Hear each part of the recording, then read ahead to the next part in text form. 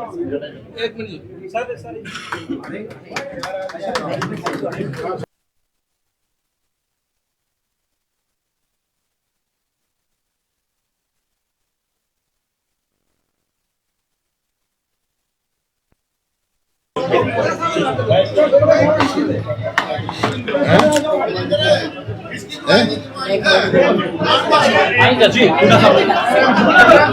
ये कह रहा हूँ, हमारी बहन कैलाश सैनी 2 बार सांसद रही हैं, जिला परिषद की चेयरमैन रही हैं, बैकवर्ड क्लासेस लीडर हैं। आज बीजेपी छोड़ के कांग्रेस में शामिल हो रहे हैं। इनका बहुत बहुत स्वागत है। इनको पार्टी में स्वागत किया है सबने और इनको पार्टी में उचित मान सम्मान और स्थान मिलेगा। और इनके साथ और भी आए हैं, चेयरमैन को जिला पंचायत समिति का चेयरमैन और भी बहुत सारे साथी आए।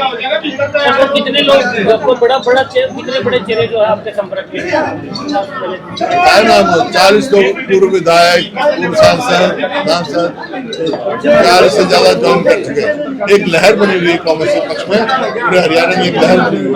सर, क्या बड़े नेताओं के दौरे तय हो गए हैं? कौन कौन बड़े नेता चुनाव प्रचार के लिए आ रहे हैं? क्या बड़े नेताओं के दौरे तय हो गए हैं? आएंगे, तारीख दी जाएगी। राहुल जी भी आएंगे, प्रियंका जी भी आएंगे, खड़गे साहब भी आएंगे। ठीक है। हरियाणा सरकार को लेकर क्या कहना चाहिए कि मुख्यमंत्री तो ये कह रहे हैं कि सरकार को कोई खतरा नहीं है। मुख्यमंत्री कह रहे हैं कि सरकार को कोई खतरा नहीं है। सरकार तो अल्पमत में है। नैतिकता तो यही कहती है, इस्तीफा देके, और गवर्नर साहब को हमने ज्ञापन दिया है, असेंबली डिसॉल्व करके चुनाव कराने चाहिए।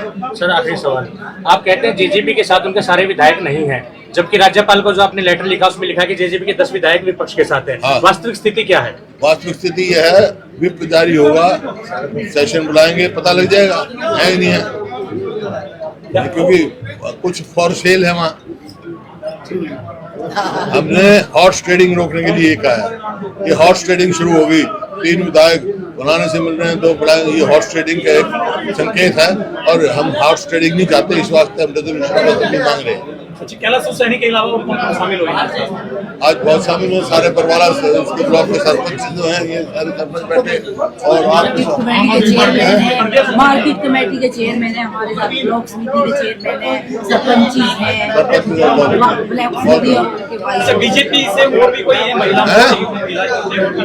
बीजेपी से कोई और भी है इसके अलावा? और भी है, रोज हो रहे हैं।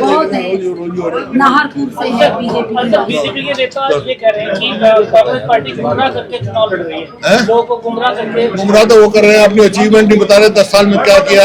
हरियाणा नंबर 1 था प्रति व्यक्ति आय में, प्रति व्यक्ति निवेश में, नौकरी देने में, कानून व्यवस्था में, खेल खिलाड़ी में। आज कृषि में नंबर 1, बेरोजगारी में नंबर 1 है, महंगाई में, अपराध में इतना बढ़ गया, लोग देख रहे हैं। कोई अचीवमेंट है नहीं, बस एक ही बात कहने आते हैं उनको।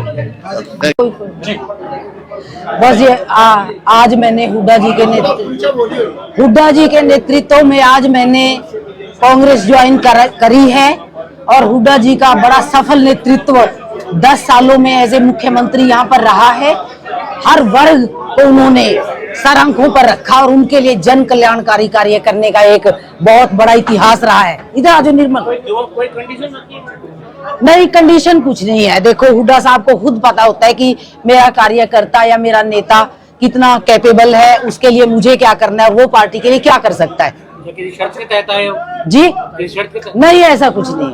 अब चुनाव के दौरान इस तरह का बदलाव एक साथ नहीं, कोई बात नहीं। मैं तो बहुत पहले से सोच रही थी, जब मौका लगा, जब मुझे टाइम मिला तो मैं आ गई। देखिए, मेरा बहुत पहले से मन था, क्योंकि बीजेपी में वो ना तो जनता की कद्र है और भ्रष्टाचार चरम सीमा पर है, और भी बहुत से ऐसे इश्यूज हैं।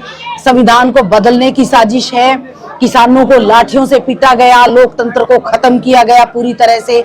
तो ये काफी इश्यूज हैं जिनको आगे आने वाले समय में देश की जनता को आज वोट की चोट से, अपनी ताकत से उनको हल करना है। आज जनता ही ये चुनाव लड़ रही है। जनता खुद अपने हित के लिए इन्वॉल्व हो गई है इलेक्शन में, और जब जनता अपना इशू बना लेती है इलेक्शन को, तो आपको पता ही है कि क्या होता है। कैलाश जी, आपने जिला परिषद से अपना सफर शुरू किया था। जी हाँ। लोकदल में रहे, सांसद रहे जी, बीजेपी में सांसद रहे जी, नहीं बीजेपी में रहे, बीजेपी अलायंस में रहे या जी। तो अब जो है, क्या ये स्थायी माने आप? हाँ जी बिल्कुल नहीं। चलो ऐसा तो आपको ये सवाल वैसे करना नहीं चाहिए, पर मैं मानती हूँ कि हुड्डा जी जैसा नेतृत्व और कांग्रेस जैसी लोकतांत्रिक पार्टी पूरे विश्व में नहीं है। ये आप थोड़ा सा सवाल दूसरे तरीके से कर रहे हैं। It is not required over here and ये कोई जरूरी नहीं इस तरह से पूछना, जब कोई और नहीं पूछ रहे हैं तो और पत्रकार ये इशू है। 2 बार पार्टी बदल चुके हैं, इसलिए सवाल बनता है। अरे ऐसा है, पार्टी में अपने जनता की आवाज उठाने के लिए गई थी मैं। जब जनता की आवाज ही नहीं उठाने दी जाती, मुझे किसान के मुद्दों के खिलाफ वहां पर आवाज उठानी थी और मैंने उठाई भी काफी हद तक, तो वो अच्छा नहीं लगा किसी को। उस समय तो फिर पार्टी का क्या करें, हमें तो जनता का हित चाहिए ना कि पार्टी का हित चाहिए। या बेहतर तरीके से उठा सकते या बेहतर तरीके से पूरी खुली छूट है, पहले भी हमने उठाया है और कितने इश्यूज हल करवाए। काफी देर में समझ में आई बात। नहीं देर में नहीं समझ आई, बहुत पहले आ गई थी, समझ में बहुत पहले आ गई थी। हम यही सोचते रहे कि करेंगे बदलेंगे, क्योंकि मोदी जी पे थोड़ा सा यकीन था, लेकिन नहीं, वो भी अब चाटुकारों से घिर गए हैं और जनता के हित की कोई परवाह नहीं रही। ना भ्रष्टाचार की तरफ ही कोई ध्यान दिया जा रहा है कि किस तरह से जनता के गाढ़े खून पसीने की कमाई को लूटा जा रहा है। आप देखिए, कांग्रेस का एक छोटा सा दफ्तर अकबर रोड पर अब भी चल रहा है, उसमें कोई पैसा नहीं लगाया गया। उसी तरह से बड़े बड़े नेता, यहाँ तक कि प्रधानमंत्री तक वहां उसी में बैठते रहे। और बीजेपी का वगैरह का इतना आलीशान बड़ा दफ्तर आप देख के आपके होश ही उड़ जाएंगे। तो इस तरह से नहीं करना चाहिए, जिस देश में इतनी समस्याएं मुंह बाए खड़ी हो, किसान रो रहा हो अपनी एमएसपी अच्छा, अलायंस के तो और भी बहुत सी चीजें हैं।